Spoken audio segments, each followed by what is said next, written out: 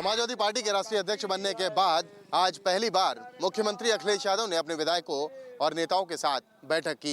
इस बैठक में मुख्यमंत्री ने अपने नेताओं से कहा कि अब चुनाव सिर पर है, इसलिए जाकर क्षेत्र में काम करें। नए साल के पहले दिन राष्ट्रीय अध्यक्ष की जिम्मेदारी संभालने के बाद आज का दिन पार्टी कार्यकर्ताओं और नेताओं से मिलने का रहा।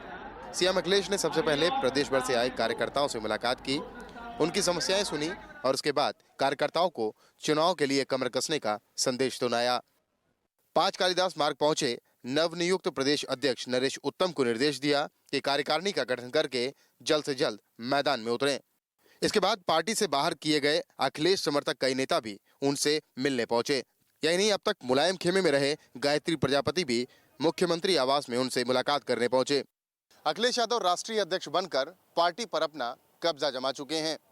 अब लड़ाई सिंबल को लेकर है, जिसे लेकर professor Ramgopal Yadav election commission के दरवाजे पर दस्तक भी दे चुके हैं। देखना दिलचस्प होगा कि इस सिंबल की लड़ाई कहां तक जाती है। लखनऊ से वीडियो जर्नलिस्ट पुनीत पांडे के साथ रतीश त्रिवेदी, न्यूज नेशन। नोटबंदी का विरोध करने वालों पर प्रधानमंत्री नरेंद्र मोदी ने लखनऊ रैली में बोला बड़ा हमला। मोदी ने कहा कि नोटबंदी ने सभी भ्रष्टाचारियों को एक कर दिया है।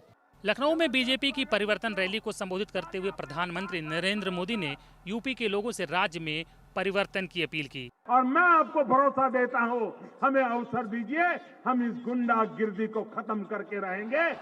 रैली में उमड़ी भीड़ को संबोधित करते हुए नरेंद्र मोदी ने कहा कि मेरे जीवन की ये सबसे बड़ी रैली है। मोदी ने कहा कि यदि हिंदुस्तान का भाग्य बदलना है तो सबसे पहले उत्तर प्रदेश का भाग्य बदलना होगा, क्योंकि चाचा भतीजे की सरकार यूपी का विकास नहीं कर सकती। 14 साल के लिए उत्तर प्रदेश में विकास का वनवास हो गया है। नोटबंदी के मुद्दे पर भी विपक्ष पर हमला बोलते हुए नरेंद्र मोदी ने कहा कि मैं भ्रष्टाचार हटाना चाहता हूं, जबकि विरोधी दल मिलकर मुझे हटाना चाहते हैं। प्रधानमंत्री नरेंद्र मोदी ने हमला राहुल गांधी पर भी बोला। प्रधानमंत्री ने कहा कि कांग्रेस पार्टी अपने युवराज को पिछले 14 सालों से सियासत में स्थापित करने की कोशिश कर रही है, जिसमें उसे अब तक सफलता नहीं मिली है। वीडियो जर्नलिस्ट ज्ञान मिश्रा के साथ Anil Yadav, news nation, Lucknow. Supreme court ने जस्टिस लोढ़ा कमेटी की सिफारिशों पर अमल न करने के चलते बीसीसीआई अध्यक्ष अनुराग ठाकुर और सचिव अजय शिर्के को तत्काल प्रभाव से हटा दिया है। इसके साथ ही कोर्ट ने अनुराग ठाकुर को अदालत की अवमानना का नोटिस भी जारी किया है। ठाकुर पर आरोप है कि उन्होंने अदालत में दाखिल किए गए हलफनामे में झूठ बोला और बीसीसीआई की सुधार प्रक्रिया में बाधा पहुंचाने की कोशिश की। सुप्रीम कोर्ट ने कहा कि बीसीसीआई के उन सभी अधिकारियों और राज्य संघों को जाना होगा जो जस्टिस लोढ़ा कमेटी की सिफारिश पर अमल करने के लिए तैयार नहीं है। कोर्ट ने राज्य संघों से इस बारे में शपथ पत्र देने को कहा है। इसी बीच बीसीसीआई में बोर्ड के अध्यक्ष का काम सबसे वरिष्ठ उपाध्यक्ष और सेक्रेटरी का काम ज्वाइंट सेक्रेटरी संभालेंगे। सुप्रीम कोर्ट ने बीसीसीआई को कई बार सख्त चेतावनी दी, राज्य संघों को दिए जाने वाले फंड तक पर रोक लगा दी, लेकिन बीसीसीआई बार बार राज्य संघों की आड़ लेकर जस्टिस लोढ़ा कमेटी की सिफारिशों पर अमल करने से गुरेज करता रहा।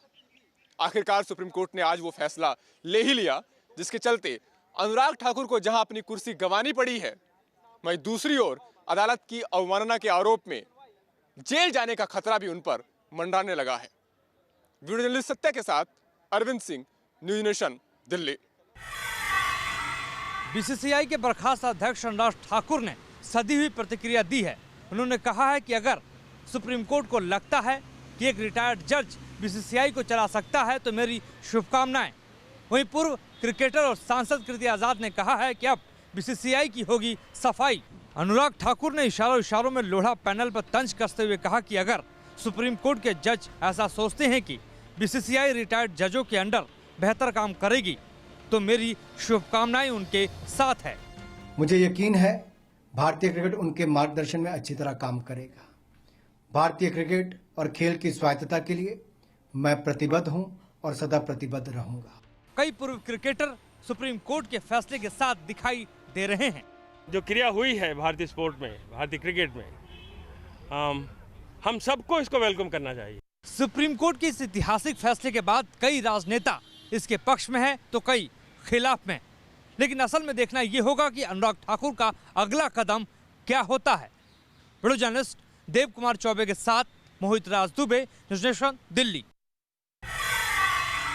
जम्मू कश्मीर विधानसभा के पहले दिन ही आज विपक्ष ने गवर्नर एड्रेस से पहले ही हंगामा शुरू कर दिया, जिसके चलते गवर्नर को बिना संबोधन के ही वापस लौटना पड़ा।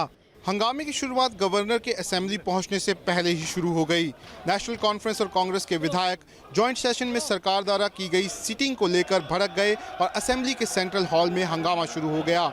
अभी ये हंगामा ठंडा ही पड़ा था कि गवर्नर का संबोधन शुरू होने से पहले ही विपक्षी दल कश्मीर में बिगड़े हालातों और पैलेट गन से मारे गए लोगों के मुद्दे पर हंगामा करने लगे।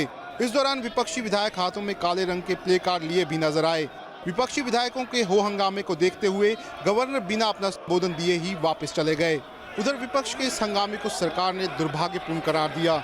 सरकार के मुताबिक वह हर मुद्दे पर बहस करने के लिए तैयार है, लेकिन विपक्ष अपनी मौजूदगी दर्ज करवाने के लिए इस तरह के हंगामे कर रहा है। जम्मू कश्मीर असेंबली में हंगामा कोई नई बात नहीं है, लेकिन गवर्नर के संबोधन के दौरान विपक्ष के इस हंगामे को किसी भी सूरत में जायज करार नहीं दिया जा सकता।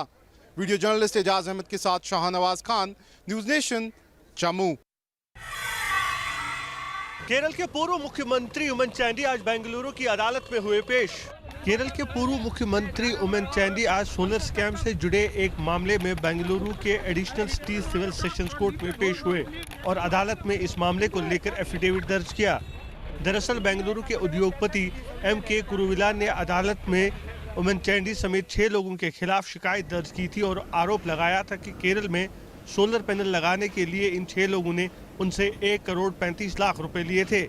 मामले की सुनवाई के बाद अदालत ने उमन चांडी समेत सभी आरोपियों को MK कुरुविला को 1 करोड़ 60 लाख रुपए अदा करने का निर्देश दिया था, लेकिन उमन चांडी ने कोर्ट में अपील की थी कि उनका पक्ष सुने बिना अदालत ने फैसला सुनाया है, लिहाजा उनका पक्ष भी सुना जाए। मामले की अगली सुनवाई 9 जनवरी को होगी और उस दिन भी पूर्व मुख्यमंत्री को अदालत में पेश होना होगा।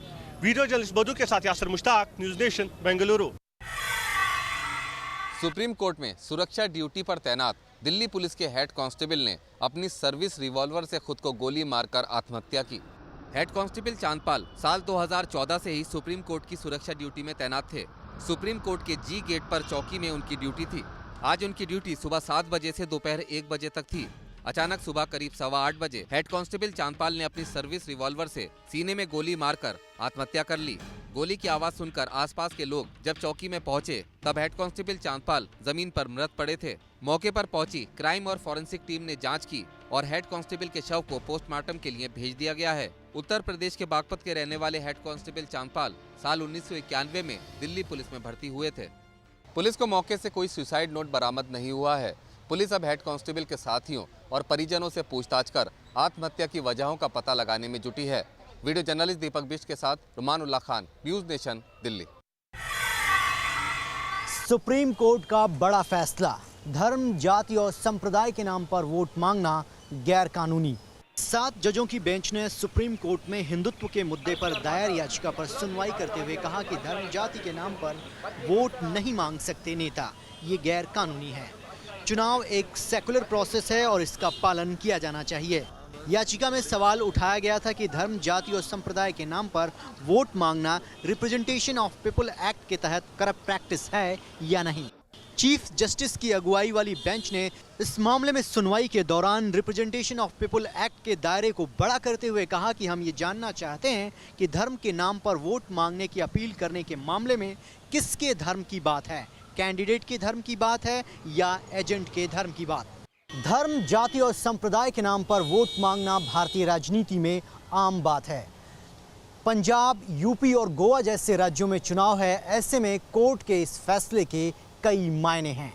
वीडियो जर्नलिस्ट सुभाष चंद्र के साथ रविकांत राय, न्यूज नेशन, दिल्ली। इस्तांबुल आतंकी हमले में मारे गए भारतीय नागरिक अबीस रिजवी की मौत से बॉलीवुड में भी शोक की लहर है।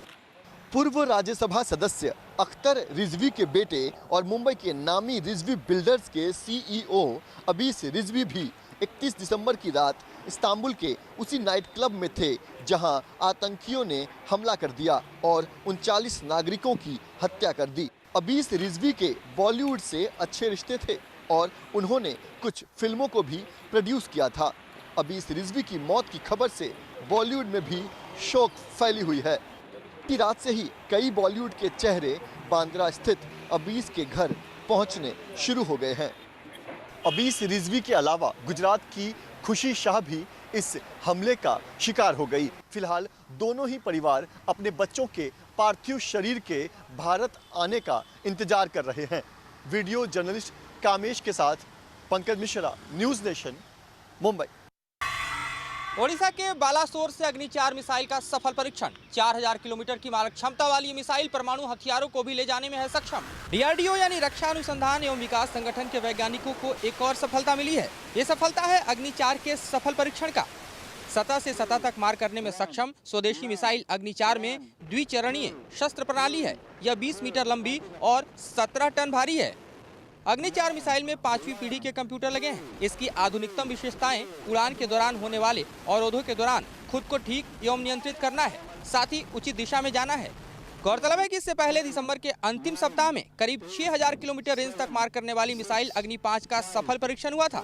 अमेरिका, रूस, चीन, फ्रांस, ब्रिटेन के बाद भारत दुनिया के उन चुनिंदा देशों में शामिल हो गया है जिसके पास ICBM यानी इंटरकॉन्टिनेंटल बैलिस्टिक मिसाइल की क्षमता है। वीडियो राकेश रावत के साथ मौजेंद्र कुमार, न्यूज़ नेशन, दिल्ली। देश के नाम संदेश में प्रधानमंत्री नरेंद्र मोदी ने कर्ज में छूट की बात की तो कई बैंकों ने अपने इंटरेस्ट रेट कम कर दिए, जिसे आज से लागू कर दिया गया है। देश के 3 नेशनलाइज्ड बैंकों ने ब्याज दरें घटाकर लोगों को बड़ी सौगात दी है। नई दरें आज से लागू हो चुकी हैं। इसमें सबसे ज्यादा SBI ने पिछले 6 साल का रिकॉर्ड तोड़ते हुए 0.90% की कटौती की है। वहीं दूसरे बैंकों ने भी 0.65% की कटौती की है। कुछ बैंकों ने अपने बेस इंटरेस्ट रेट में कमी की है, यह बहुत ही प्रसन्नता की बात है। मैं ऐसे सारे बैंकों का अभिनंदन करता हूं। इस कटौती से home loan, personal loan, auto loan सस्ते हो गए हैं। विशेषज्ञों की माने तो ब्याज दरें और घट सकती हैं। 6 साल में ऐसा पहली बार है कि SBI ने 0.9 बेसिस पे अपना इंटरेस्ट रेट घटाया है। जाहिर तौर पर आपकी EMI भी अब कम होने वाली है। वीडियो जर्नलिस्ट अजीत यादव के साथ सैयद आमिर हुसैन, न्यूज़ नेशन, दिल्ली।